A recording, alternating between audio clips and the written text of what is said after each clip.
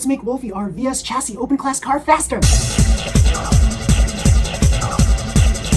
At 34 kilometers per hour, power dash motor, 4-to-1 gear ratio. It's not the speed demon like my other cars are, but this can traverse technical tracks really quickly, so it's a pretty darn cool car in and of itself.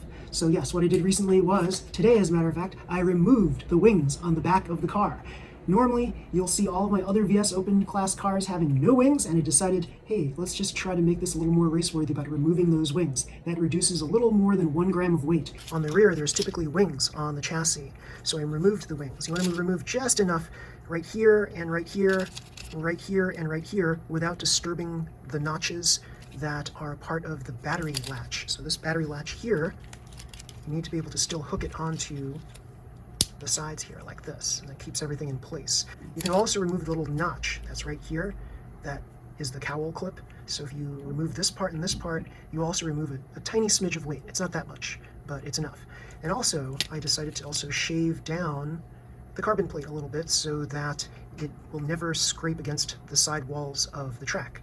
So I did test this before, and the 19mm rollers actually prevent this for the most part of scraping on the side of the track, but I want to just give it extra insurance by scraping off the rest of the carbon right here, the little tag of carbon that basically had the 9mm hole on it, and that gives me a little less weight, and that assures me that this carbon plate will never touch the sidewall. If I were to improve the design of this, I would place 11s on the top, but this seems to work out fine for me. It's a stiff front here, it's not double reinforced, it's just a single reinforcement, and it seems to work out fine for me. Take a look at what's going on here. I slid this car catcher material not into the slot where the cowl would normally latch or hook onto.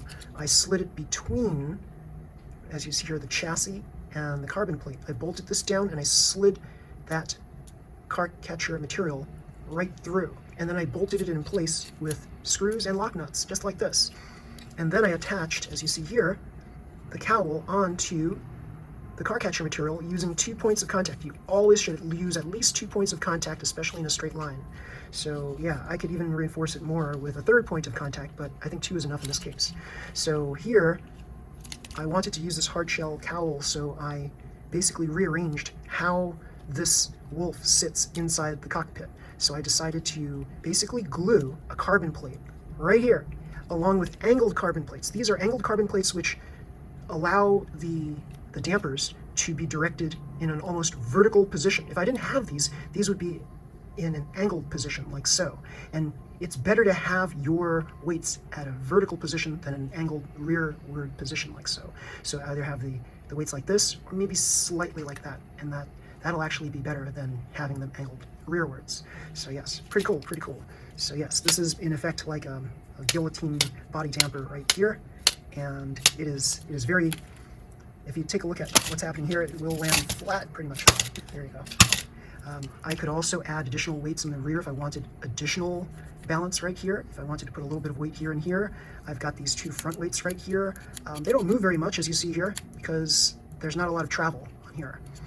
But I could change these to different kinds of weights if I wanted to. So yeah, there's a lot of weight adding possibilities on here, and some people have questioned like why I have my rubber pipes like this. I just kind of like the design of it. I think it was Mono Green who had this kind of design, and I was thinking about why he had this kind of design. I was thinking, well wait, if this thing ever flips upside down like that, it's going to protect the car from excessive damage, right? Because these rubber pipes will basically allow it to land at least a little more smoothly than if it were to just crash impact and bend the screws backwards. Bending these posts back to their normal positions is a drag, I'll tell you that. So here you see the Wolf sits a little bit above the canopy, which I'm fine with. It also adds a little additional weight to the entire cowl so that this acts as a much more effective body damper. So pretty cool, pretty cool.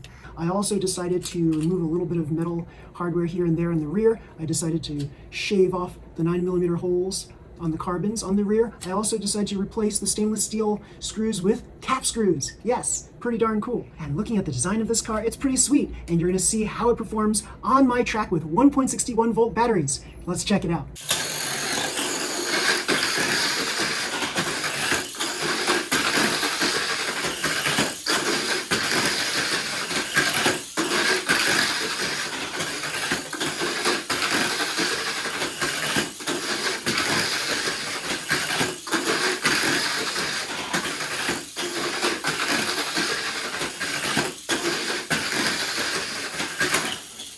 So I wanted to do 9 laps instead of 6 laps just to see if it would course out in the final 3 laps, and it did not. So the weight distribution of this car is very nice.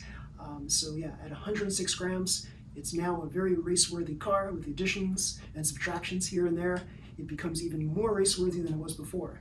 The only thing that I can think about adding perhaps is a tail damper in the rear, which at this point it seems like it really doesn't need it. So I can imagine some situations where it might need it, but here in this technical track, no. I've tested this on speed tracks as well, and it seems to work fairly well on speed tracks as well. So pretty darn cool. So yes, everybody, with minor changes here and there, we can make our cars even more race-worthy. So yes, if you like this video, everybody, please slam the like button, subscribe to my channel. You'll see more videos just like this one. Until next time, everybody, see you. Bye.